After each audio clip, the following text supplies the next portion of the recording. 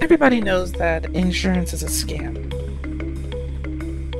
You pay all of this money for a situation that may never even happen, and when something finally does happen, they do their absolute best to not help you, or help as little as possible.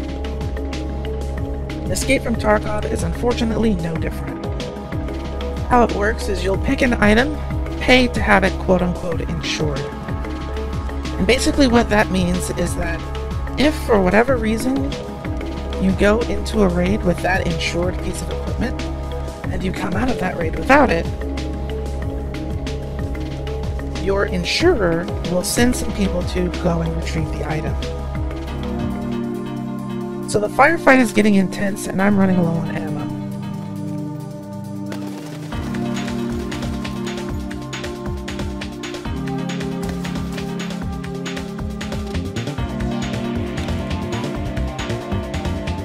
I abandon my gun, which is insured, and I take something to replace it with in the heat of the moment.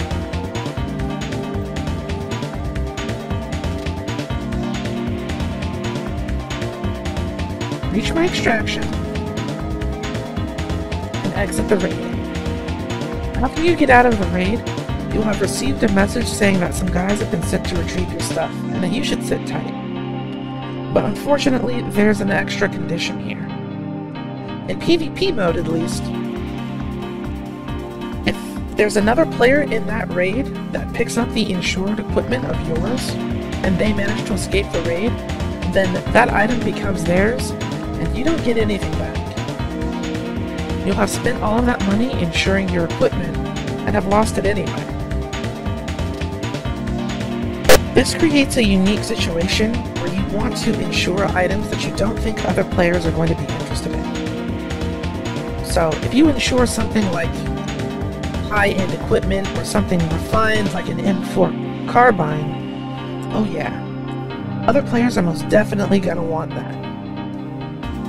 But if you insure some junk like an AK or an ADAR, something commonly found, easy to obtain, players are going to be less interested in gear like that, and they're more likely to leave it alone, ensuring that you get it back when the insurance claim is filed. But in PvE, things work a little bit differently. Everything that I've ever insured has always come back in the mail. This means that you don't have to worry about taking in highbrow equipment and not getting it back. Meaning that instead of being strategic about what gear you take in and when, you can always take your best equipment without fear that you're not going to get it back. That difference means that you can bring in more of the juice. When I found this out, I immediately knew that there was one trader who always had equipment that I was interested in trying out, but was too afraid to use it because, well, I knew that it would be very appealing to other players when I inevitably died or lost it. That's Peacekeeper. So, I did one thing that I never thought I'd ever be able to do.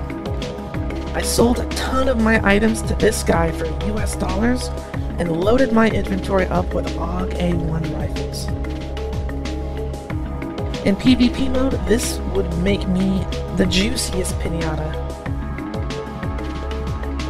But in PvE, I didn't have to worry about it, so I didn't. I loaded up. Swapping to using this thing exclusively, however, presented a different type of problem. This was the first time I've ever played Tarkov and had to worry about stuff like stats on the weapons itself. But, well, we're at the bridge now, and it was up to me to figure out how to cross it. You see, the issue is that the AUG, it has a scope attached to it, but the ergonomics are absolutely not great. Ergonomics in Tarkov means that this gun actually doesn't handle very well. And a gun that doesn't handle well is a gun that is hard to kill with. As fast as I would get these things, I would lose them. Now, a veteran of the game would probably tell me to just customize them with better parts to get the ergonomics to be higher. But you have to understand, I've been playing this game for a long time and I still have no idea what the hell I'm doing. I've never been to level 15, and I don't know if you know this or not, but when you're just starting out the game, the traders don't offer you a whole lot in usable gun parts. It's a bunch of stuff for weapons that you don't have access to, unless you get lucky and find them. So, this strategy isn't exactly a bad one, but it's going to take a bit more refining on my part. So, I moved on to another weapon. This is where the UMP-45 comes in. A step above the 9mm MP5, the UMP-45 has that certain something that I really enjoy. I'm a big fan of SMGs and up-close and personal encounters. Don't get me wrong, shotguns are fine, but I want something with that rat-a-tat-tat, you know? And I found out that the Fence doesn't sell very good equipment. 9 times out of 10, any weapon that he sells is busted and will jam on you. But what he does sell is knives. Particularly ER bayonets and Damascus knives. That's important to note because in order to get a UMP-45 as a new player, you need to trade 4 of those black knives and 1 ER bayonet, as you can see here. So, using rubles to buy the knives that I need to trade for the gun, I can actually get a bunch of these relatively cheap.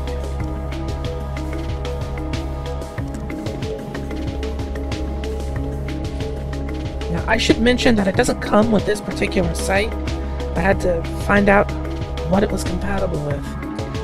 Keep in mind, I don't know what I'm doing. I'm not a Tarkov professional. But I am learning.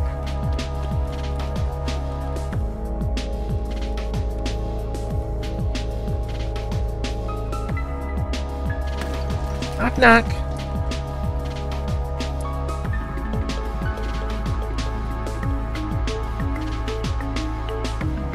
Knock knock. Scare you? Anyone?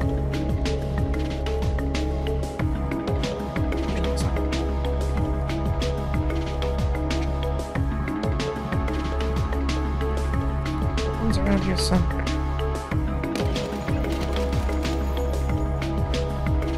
And there is the problem. This thing has recoil up the ass.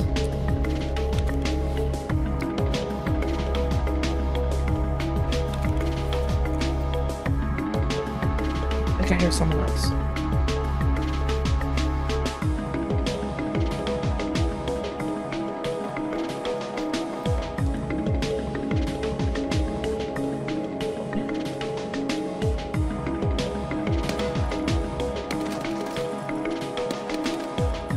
You can still kill with it, but I don't know. Maybe with enough customization, this could be a reliable weapon for me. But I'm trying to turn my brain off, you know what I mean? That's not to say that I don't want to work, it's just... it's an SMG. I'm trying to spray and pray.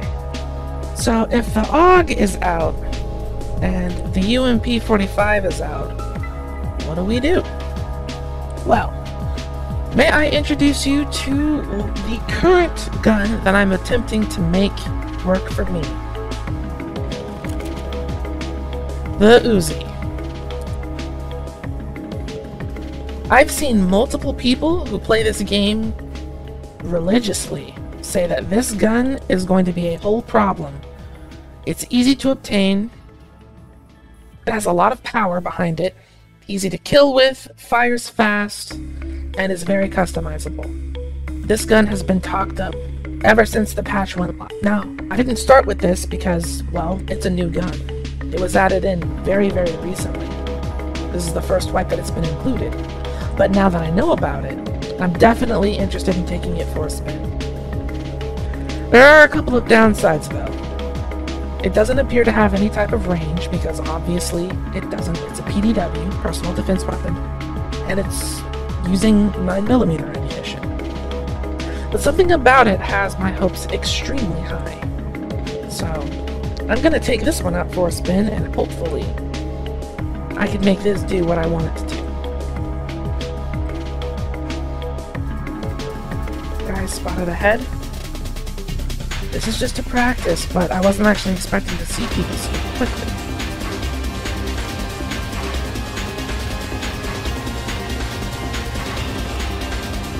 Nope.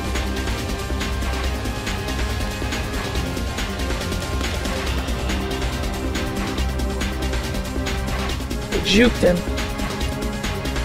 His gun has bad ergonomics, I can tell.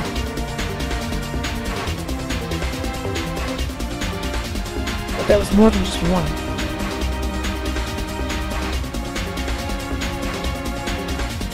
Here we go. There he is.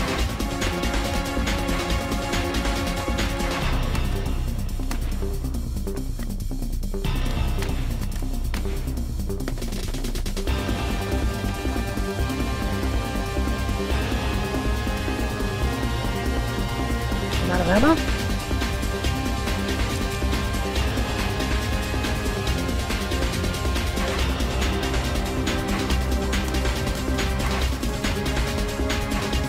I think he's dead now. Okay. Walk already.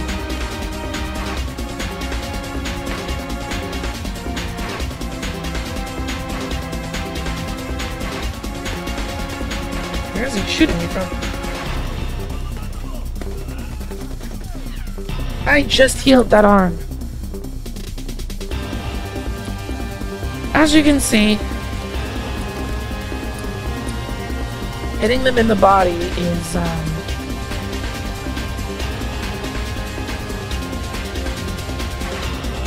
a long process to obtain a kill by shooting center miss.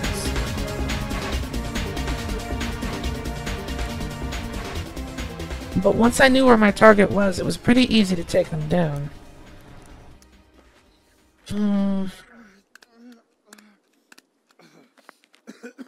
It does make me wonder if I would be better off with the UMP-45, but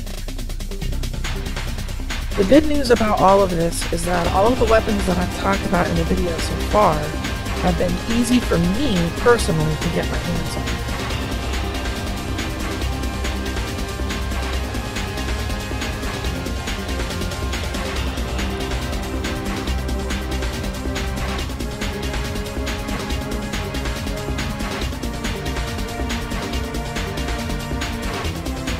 This guy go?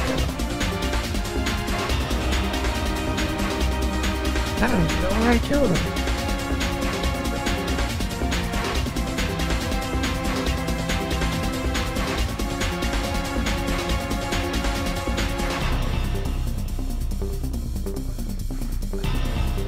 You know that's bad.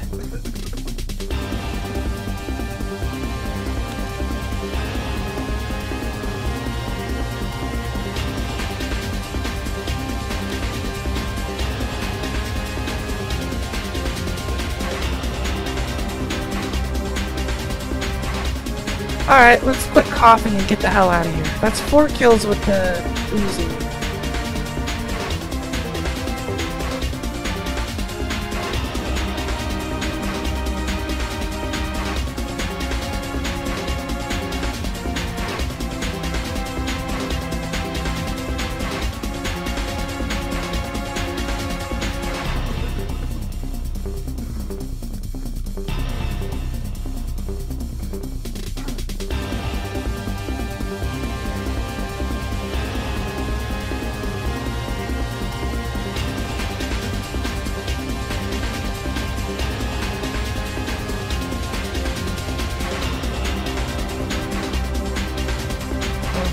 car extraction.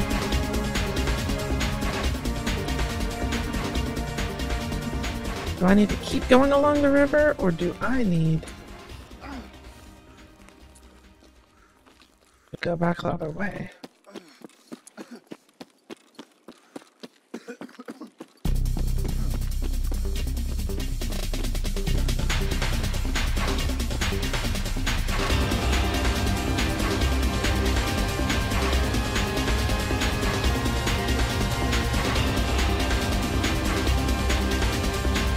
Now I'm in desperate need of meds.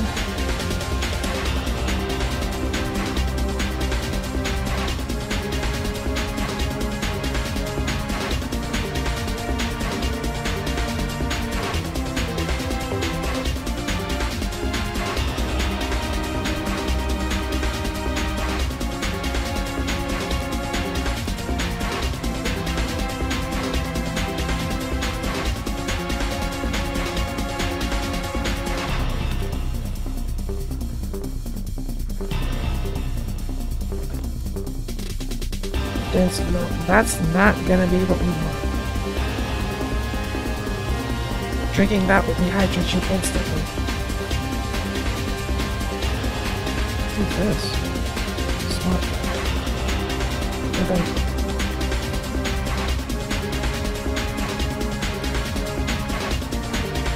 More milk.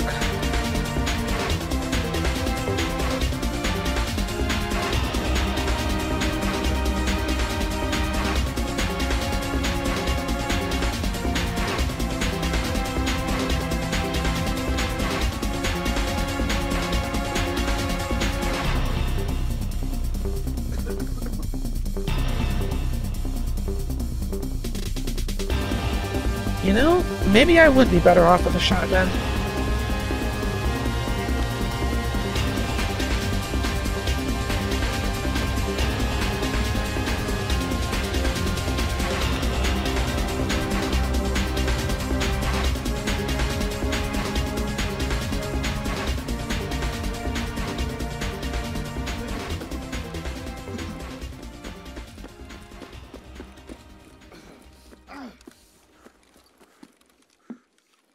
Those are landmines.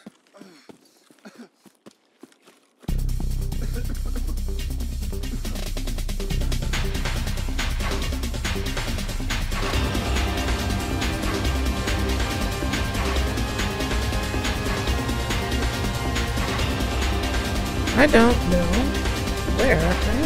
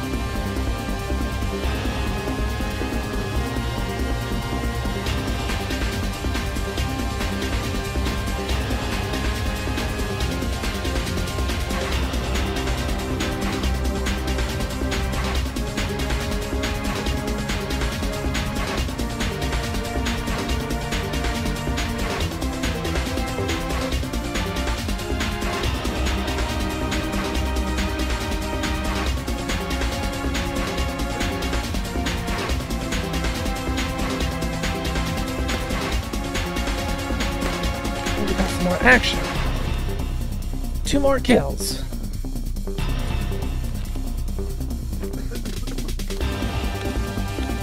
When I'm not aiming for the body, they're actually easy to take down.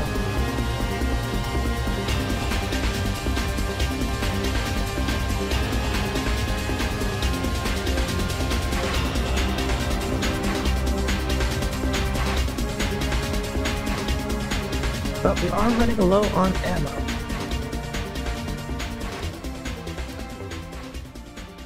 Running low on ammo and running low on health.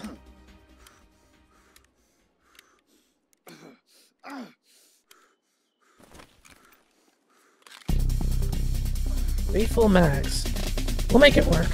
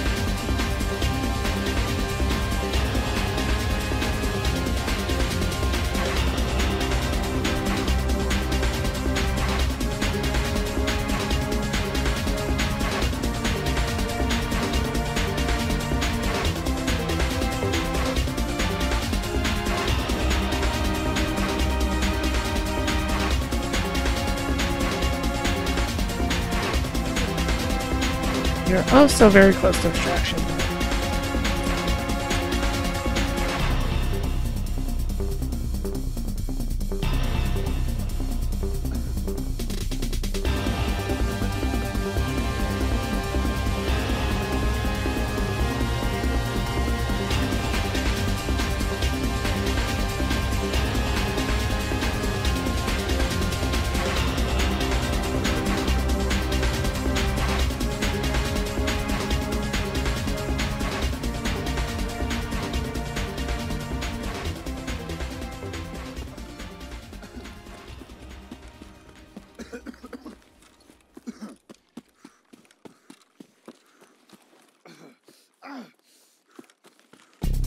And that's all she wrote.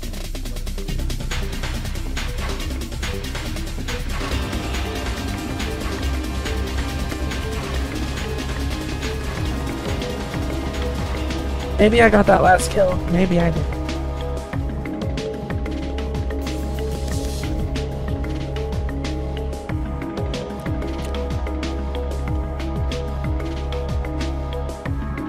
Looks like I did. So at 93 meters, I was able to land a headshot. As long as I'm not wasting my time shooting them in the chest, which is the thorax here, the Uzi's actually a pretty easy and quick takedown, even at distance.